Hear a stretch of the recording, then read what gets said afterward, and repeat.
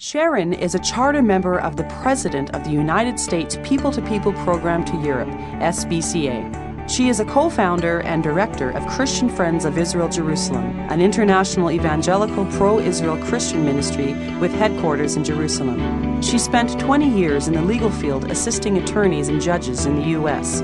She is an ordained minister, speaker, and writer, and has traveled with her husband speaking on behalf of Israel. She and her husband are permanent residents of Israel, where she serves as a member of the Knesset's Christian Allies Caucus Women's Council. Thank you, Kay. I have also come to know Kay and consider her a wonderful teacher of the Word. Wasn't she great this morning? I want to also thank all of the members of the Women's Council who made this possible, and for all the work that went into it for this first time. Well, whenever I'm asked to speak, I tell my audience that when I speak, the only way I really can speak is from my heart. So you may see my lips moving up here, but really it's my heart doing the talking. I'll be speaking from personal experience about places I've been and about people I've located and assisted, but right up front, I would like to say to you that I'll be communicating a point I wish to make several times during the message. All the women of the world are our sisters. Sisters not in name, but sisters just the same. Sisters, not in name, but sisters just the same. Most of us here today, we all share basically common ideals, our hopes and our dreams, but not all women in the world get a chance to express them like we can today. And so at this summit, which is bringing together women of faith, it's in hope that we will make a difference. Irma Bombeck.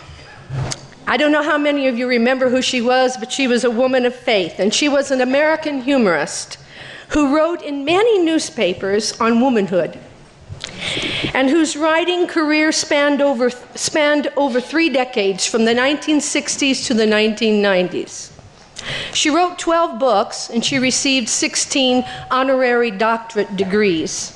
And she left us with these words: "When I stand before God at the end of my life, I'd hope that I would not have a single bit of talent left, and that I could say, I used everything you gave me."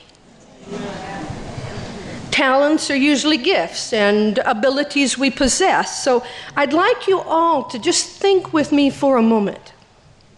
We have one lifetime to live. What will we, as Jewish and Christian women of faith, say to the Almighty? But what could I have done? But the problems didn't affect me. But I didn't know how to get involved. From Beijing to Uganda, all the way from Tanzania to Kenya, Sri Lanka to Papua New Guinea, to Japan, Mexico, all around the world, the statistics on the problems of abuse of women are of huge proportions. Many women live on the verge of despair and loss of hope. Someone has to care. The core foundation of this conference, as the Knesset Women's Council sees it, is based upon the sacred scriptures, which we all hold dear, and admonish us to basically love our neighbor as ourselves, and to do unto others as we'd have them to do unto us. And where these spiritual directives are missing in oppressive societies, there's often extreme mistreatment of women. And rabbis and pastors in our local communities may or may not be able to help with some of the deeper issues that women face. It may be that you may be called upon to take an initiative. Our program today and our program tomorrow will expand and it will expound upon how you can get involved with assisting women caught in the interrelated cycles of violence that you're going to hear about. My goal, well, hopefully it's to inspire and motivate you so that when you hear of an abusive situation a sister has out there, that you'll do something about it. There may be a woman's survival and recovery determined by someone here in the audience.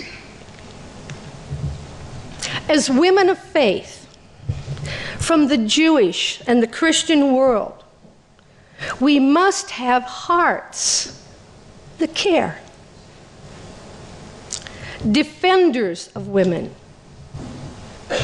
need to live by the saying, it's not what somebody can do for me, but what can I do for someone else? In this conference, we're going to discuss issues usually not spoken about publicly. And our statement to the world really needs to say, we stand for change. Through the Knesset Christian Allies Caucus Women's Summit, we're offering a rare opportunity to raise awareness of serious women's issues all over the world today. Let me repeat. It's a fact that women all over the world are suffering from various forms of abuse, which we're going to address today and tomorrow.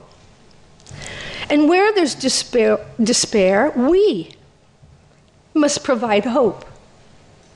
Where there's hopelessness, we must give love. Now, some of you have come from faraway lands, and you personally know of women in difficult situations, life-threatening situations. So let's utilize every resource, every power we learn of in this conference to help our sisters. You see, I believe governments have limitations.